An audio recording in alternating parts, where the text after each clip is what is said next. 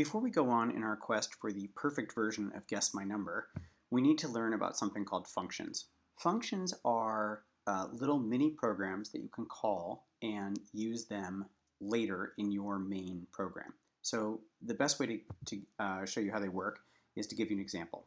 So the first thing I'm going to do is I'm going to define a new function. So you do that by typing the word def, and the function name comes next. So my function is going to be called volume. And I'm going to say that my function name requires three variables to come into it, which is length, width, and height. Okay. Now I have to have a colon because I'm defining something. It's going to indent. And all I'm saying is that these are numbers, and I'm going to return a value. So I'm going to return length times width times height. Okay? And that, in fact, is my function. So I've created a function, which is volume. Another one is going to be called area, def area. And I'm going to say that it requires two variables.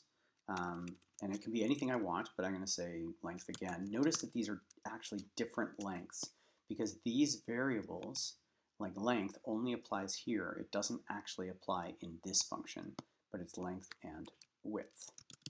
All right, so now I'm going to go ahead and return length times width.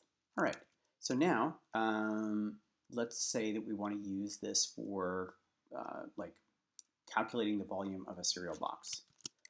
Example, calculating cereal box volume.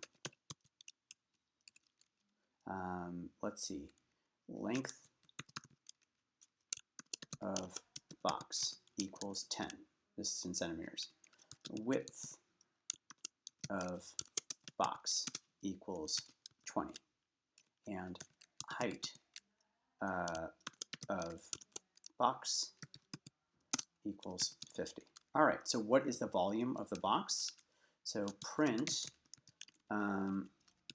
volume, and now I'm going to use my three variables that I have here. Length of box, width of box, and height of box. So if I do this, what it's going to do is it's going to call this function up here, and it's going to, this function returns a number, which is length times width times height, and it's going to print that. So if I go like this, it prints it as 10,000, and I can also say what is the area. Length of rug equals 10. This is in meters, I guess. And width of rug equals 50. So now I can say print area length of rug and width of rug. So it's going to use these two variables that I created here, and it's going to call this function here, area, and it's going to print the area of my rug, which is 500. Notice that if I try to print volume with only two entries, so I'm sending volume with only two numbers, it's going to give me an error. And what it says is type error. Volume takes exactly 3 arguments, 2 given. So I said that volume requires 3, and I only sent it 2. Sometimes functions can be really stupid, like here we go, def fart and number. And what we're going to do here is we're going to print fart, or print fart. Actually, we'll do I equals 0, while I is less than number, print fart, and I equals I plus 1. So what this does is it prints the word fart as many times as you say. So if I say, so here we go, and I can say fart 5. So what this will do is it'll call this function up here, fart, and it hands it a number, 5, and it says, okay, print fart 5 times. Let's see if it works. Let's see. Oh, yeah, I still have to get rid of that because this was still an error. So I'm going to change this back to print area. Okay, so now fart, fart, fart, fart, fart. It's a 5 fart. If I want to do a 15 fart, I just type in 15. Fart, fart, fart, fart, fart. 1, 2, 3, 4, 5, 6, 7, 8, 9, 10, 11, 12, 13, 14, 15.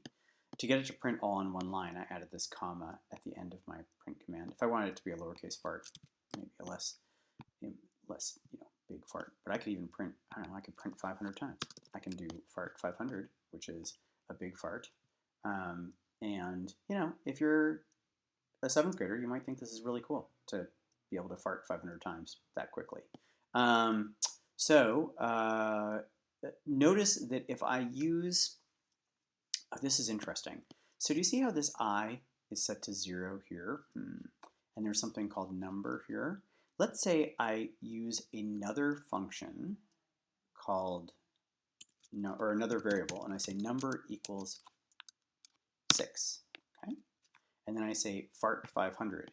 Is it going to fart 6 times or 500 times? We'll change it to 50. It's going to print 50 times because this number here is actually only used within the function, okay? And it's generally a really bad idea to use the same variable, because it gets kind of confusing, the same variable name outside of the function. But here are my functions up here. I've defined 3 functions, volume, area, and fart, and I'm now calling the 3 functions with arguments. These are called arguments.